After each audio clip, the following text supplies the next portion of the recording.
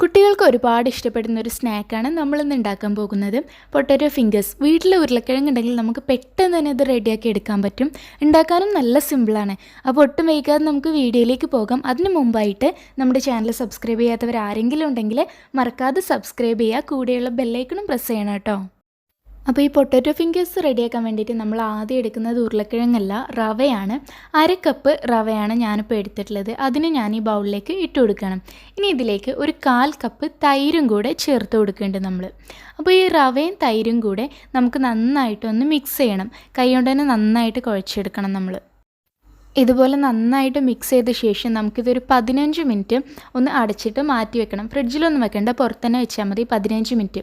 അത് ഈ റവയൊന്ന് സോക്കായി കിട്ടാനാണ്. അങ്ങനെ വെക്കുമ്പോൾ ഈ റവ നന്നായിട്ടൊന്ന് സോഫ്റ്റായി കിട്ടും. ഇപ്പോൾ നമ്മൾ നന്നായിട്ട് മിക്സ് ചെയ്തെടുത്തിട്ടുണ്ട്. ഇനി നമുക്കിതിനൊരു 15 മിനിറ്റ് ഒന്ന് മാറ്റി വെക്കാം.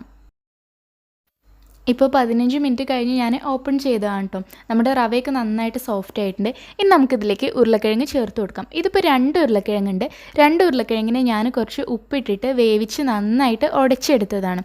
ഇതിനെ നമുക്ക് ഈ റവയുടെ മിക്സിലേക്ക് ചേർത്ത് കൊടുക്കാം. എന്നിട്ട് പിന്നെ നമുക്കിതിലേക്ക് ചേർക്കേണ്ടത് പച്ചമുളകാണ്. അപ്പോൾ ഈ ഒരു സ്നാക്കിൻ്റെ കാര്യം പറയുകയാണെങ്കിൽ ഇതിന് കുറച്ച് എരിവുണ്ടായാലാണ് നല്ല ടേസ്റ്റ് ഉണ്ടാവുക കേട്ടോ. പക്ഷേ കുട്ടികൾക്ക് എരിവ് അത്ര ഇഷ്ടമില്ലെങ്കിൽ നമുക്ക് കുറക്കാം. എന്നാലും എരിവുണ്ടെങ്കിലാവും നല്ല ടേസ്റ്റ് ഉണ്ടാവുക. ഞാനിപ്പോൾ ഒരു 2 പച്ചമുളകാണ് ഇതിലേക്ക് ചേർക്കുന്നത്.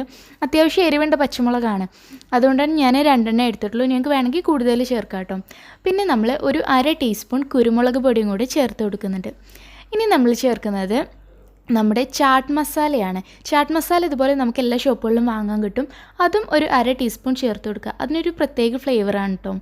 പിന്നെ നമുക്ക് ചേർക്കേണ്ടത് ജീരകമാണ്, ചെറിയ ജീരകം. ചെറിയ ജീരകം ഞാൻ ഏകദേശം ഒരു 1/2 ടീസ്പൂണോളം തന്നെ എടുത്തിട്ടുണ്ട്. ഇനി നമുക്കിതിലേക്ക് കുറച്ച് ജിഞ്ചർ ഗാർലിക് പേസ്റ്റും കൂടെ ചേർത്ത് കൊടുക്കാം. ഇഞ്ചി മാത്രമാണെങ്കിലും അങ്ങനെ ചേർത്ത് കൊടുക്കാം കേട്ടോ. ജിഞ്ചർ പേസ്റ്റ് മാത്രം ചേർത്ത് കൊടുക്കാം. പിന്നെ ഒരു കുറച്ചുകൂടെ ഞാൻ ഉപ്പ് ചേർക്കുന്നുണ്ട്. പൊട്ടാറ്റോയിൽ ഓൾറെഡി ഞാൻ ഉപ്പ് ഇട്ടിട്ടുണ്ട്, എന്നാലും ഒരു തുള്ളി ഉപ്പും കൂടെ ഞാൻ ഇട്ട് കൊടുക്കുന്നുണ്ട്. കാരണം നമ്മൾ ആ റവയിലൊന്നും ഉപ്പില്ലല്ലോ, അതിലേക്ക് വേണ്ടിയിട്ടുള്ള ഉപ്പാണ് ഇപ്പോൾ ചേർത്തിട്ടുള്ളത്. ഇനി ഇതെല്ലാം കൂടെ കൈകൊണ്ട് നന്നായിട്ട് നമ്മൾ കുഴച്ചെടുക്കണം. അപ്പോൾ ഈ റവയും അതേപോലെ പൊട്ടാറ്റോയും പിന്നെ നമ്മളിപ്പോൾ ഈ ചേർത്ത പൊടികളും എല്ലാം കൂടെ നന്നായിട്ട് മിക്സ് ആവണം കേട്ടോ. അപ്പോൾ നമ്മളിത് നല്ലപോലെ മിക്സ് ചെയ്തെടുക്കുമ്പോൾ ഒരു മാവ് പോലെയൊക്കെയാണ് നമുക്ക് കിട്ടുക. ഇതുപോലെ ഏകദേശം നമുക്കൊന്ന് ഉരുട്ടിയൊക്കെ എടുക്കാൻ പറ്റുന്ന രീതിയിലാണ് നമുക്ക് വേണ്ടത്. കാരണം നമ്മൾ കണ്ടല്ലോ, ഇതൊരു പൊട്ടാറ്റോ ഫിംഗേഴ്സ് എന്ന് പറഞ്ഞ ഒരു വിരൽ പോലെ നീളത്തിലാണ് ഉള്ളത്.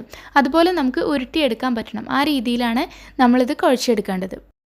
നല്ലപോലെ കുഴച്ചെടുത്തിട്ടുണ്ട്. ഇനി നമുക്കിതിനെ ഇതുപോലെ ചെറിയ ബോളുകളാക്കി എടുക്കാം. എന്നിട്ട് ഇതുപോലെ ചെറിയൊരു പ്ലേറ്റിലോ മറ്റോ വെച്ച് ഇതുപോലെ അങ്ങ് ഉരുട്ടി കൊടുത്താലും നമുക്ക് ആ പൊട്ടാറ്റോ ഫിംഗേഴ്സ് നമ്മൾ പറഞ്ഞില്ല ആ ഒരു നീളത്തിലുള്ള ഷേപ്പിൽ നമുക്ക് കിട്ടും. ഈ ഷേപ്പിൽ തന്നെ വേണമെന്നില്ല, നമുക്ക് ഇഷ്ടമുള്ള പോലെ ചെയ്യാം. പക്ഷേ കുട്ടികൾക്ക് ഈ ഷേപ്പിലാകുമ്പോൾ ഒന്നുകൂടെ ഇഷ്ടമുണ്ടാവും. ഇനി നമുക്ക് ഇതിനെ ഫ്രൈ ചെയ്തെടുക്കണം. അപ്പോൾ നമ്മളിപ്പോൾ എണ്ണ ചൂടാക്കാൻ വെച്ചിട്ടുണ്ട് ഇവിടെ. ഇത് കോൺഫ്ലവർ ആണ് കേട്ടോ. ഈ കോൺഫ്ലവറിൽ ഇതുപോലെ ഒന്ന് കോട്ട് ചെയ്തിട്ടാണ് നമ്മൾ ഇട്ട് കൊടുക്കേണ്ടത്. നമ്മൾ മുട്ടയിലൊന്നും ഡിപ്പ് ചെയ്യേണ്ട ആവശ്യമില്ല. നേരെ ഈ കോൺഫ്ലവറിൽ അങ്ങ് കോട്ട് ചെയ്യുക. എന്നിട്ട് ചൂടുള്ള എണ്ണയിലേക്ക് ഇട്ട് കൊടുത്താൽ മതി. നമുക്ക് ഈ കോൺഫ്ലവറിന് പകരം വേണമെങ്കിൽ ബ്രെഡ് ക്രംസ് യൂസ് ചെയ്യാം കേട്ടോ.